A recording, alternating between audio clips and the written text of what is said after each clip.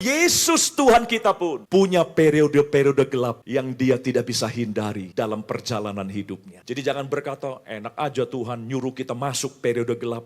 Lah Tuhan sendiri seolah-olah nggak pernah ngalami. Siapa bilang? Yesus ketika ada di muka bumi, dia punya periode gelap, jauh lebih gelap daripada kita. Inilah periode gelap Tuhan Yesus yang dimulai dari Taman Getsemani sampai Golgota, G to G. From Getsemani to Golgota. Inilah lembah kekelaman yang Yesus harus lewati. Ya, jadi jangan berkata bahwa ya Tuhan mah enak, nggak pernah ngalami. Dia pernah mengalami. He's been there. Dia pernah ada di lembah yang sama. Dia pernah ada di periode yang sama yang mungkin sedang kita jalani hari ini. Lukas pasal yang ke-22 di ayat yang ke-52 sampai 53 dikatakan, maka Yesus berkata kepada imam-imam kepala dan kepala-kepala pengawal bait Allah serta tua-tua yang datang untuk menangkap dia. Jadi Tuhan tahu rombongan yang datang malam itu bukanlah rombongan yang ingin memberi persembahan kepada dia atau melayani dia, tapi rombongan yang datang adalah rombongan yang akan menangkap dia. Dia bisa lari kalau mau. Dia bisa menghindar kalau mau. Tapi lihat apa yang dia katakan. Ketika dia tahu ada rombongan yang datang mau menangkap dia. Sang kamu, aku ini penyamun, maka kamu datang lengkap dengan pedang dan pentung, padahal tiap-tiap hari aku ada di tengah-tengah kamu di dalam bait Allah dan kamu tidak menangkap aku. Tetapi, nah kalimat terakhir, Yesus enggak mengelak, Yesus enggak cari jalan pintas untuk menghindari itu, tapi Yesus berkata, tetapi inilah saat kamu, ini memang saatmu, yaitu inilah kuasa kegelapan itu. Seolah-olah Yesus berkata, welcome, welcome the darkness. Sekalipun dia bisa menghindar, tapi dia tahu kali ini nggak bisa menghindar, harus menghadapi. Ya, inilah kuasa kegelapan itu.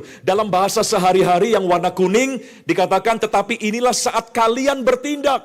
Mau tangkap aku, go ahead. Memang waktumu sekarang.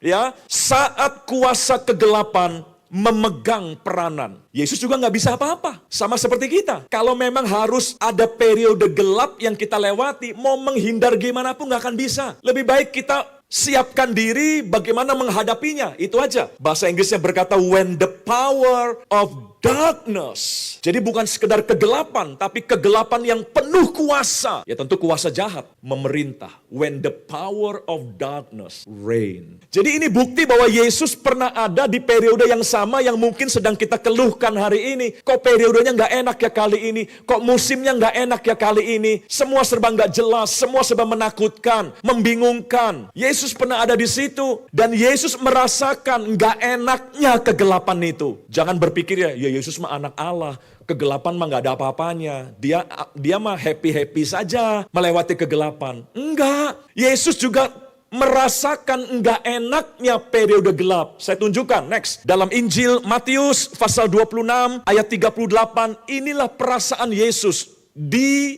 musim atau periode gelapnya. Lalu katanya kepada mereka, Yesus bilang pada murid-muridnya, hatiku sangat sedih. Jadi kalau hati saudara sedang sedih, karena bisnis mulai gelap, karir mulai redup, masa depan mulai nggak kelihatan bentuknya, kita pasti sedih. Tuhan pernah punya kesedihan yang sama. Hatiku sangat sedih. Seperti mau mati rasanya. Jadi Tuhan tahu apa itu putus asa. Dia pernah merasakan. Orang-orang yang berpikir kayaknya mati lebih baik. Yesus pernah merasakan emosi yang seperti itu. Tinggallah di sini dan berjaga-jagalah dengan aku. Dia sadar dia nggak punya kemampuan apa-apa lagi. Saudara mungkin juga merasa Tuhan, ini titik yang paling dalam. Saya nggak bisa berbuat apa-apa lagi. Dan saudara mungkin berkata bahwa engkau pasti nggak ngerti Tuhan.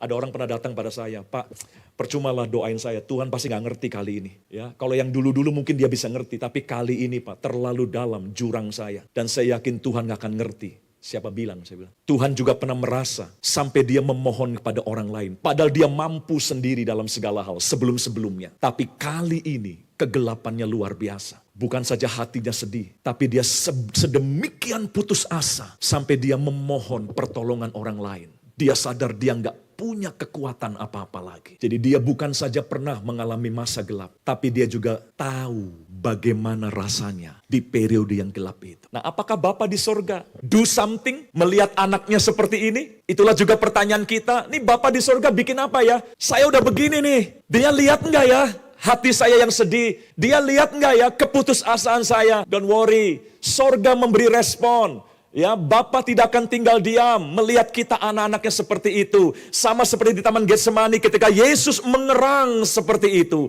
Bapa memberi respon. Ini ditulis oleh Injil Lukas. Kembali kepada Lukas, ya, pasal yang ke-22 di ayat yang ke-43.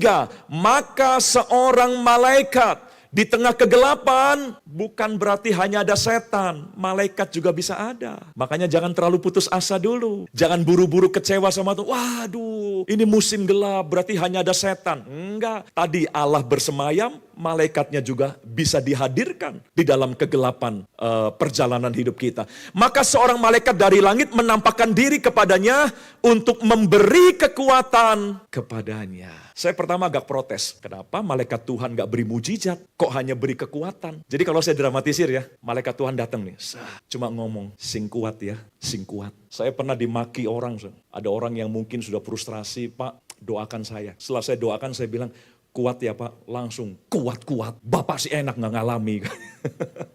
Nah ini malaikat Tuhan juga sama. Datang ke Taman Getsemani diutus oleh Bapa di sorga. Karena Bapa lihat anaknya sedang mengerang seperti itu.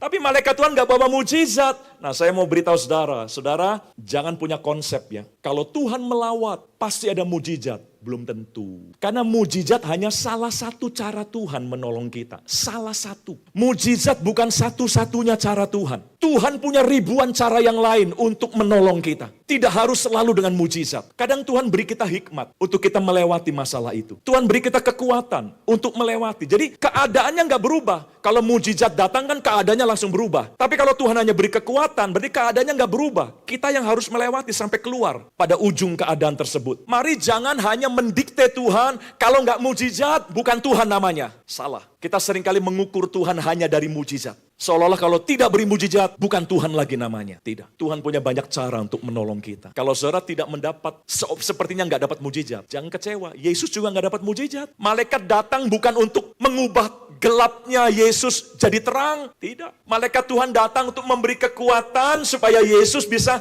melewati kegelapannya dengan baik. Kita percayakan saja sama Tuhan lah. Mau Tuhan kasih mujizat ya puji Tuhan. Tapi yang jelas Tuhan tidak pernah tinggalkan kita di tengah kegelapan. Tuhan bisa utus malaikatnya untuk memberi apa yang kita perlukan. Kalau memang Tuhan beri mujizat, puji Tuhan. Tapi yang tidak mendapatkan mujizat, jangan berkata bahwa Tuhan meninggalkan saya. Tidak. Tuhan mungkin akan tolong kita dengan cara yang lain. Yang penting, saudaraku, kegelapan tidak pernah menyesatkan kita selama kita bersama dengan Tuhan. Ingat, kegelapan tidak pernah menyesatkan kita selama kita bersama dengan Tuhan. Jadi mari belajar percaya. Musim-musim gelap yang memang tidak bisa dihindari, itu akan membuat kita semakin dewasa di dalam Tuhan. Dan akhirnya kita akan seperti Musa berkata, justru aku melihat Tuhan dalam banyak pengalaman gelap yang aku lewati. Itulah sebabnya kita punya iman.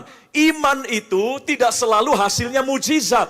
Tapi iman itu bisa juga hasilnya kekuatan, ketabahan. Apakah semua nama yang hebat di Alkitab adalah orang-orang yang terima mujizat? Tidak. Saudara baca Ibrani 11. Para pahlawan iman di bagian akhir dikatakan, ada banyak di antara mereka yang tidak melihat penggenapan janji Tuhan dalam hidup mereka. Tapi iman mereka memberi kesaksian yang baik kepada dunia. Sekalipun mereka tidak menerima janji Tuhan. Berarti mereka dikuatkan untuk menghadapi kenyataan itu.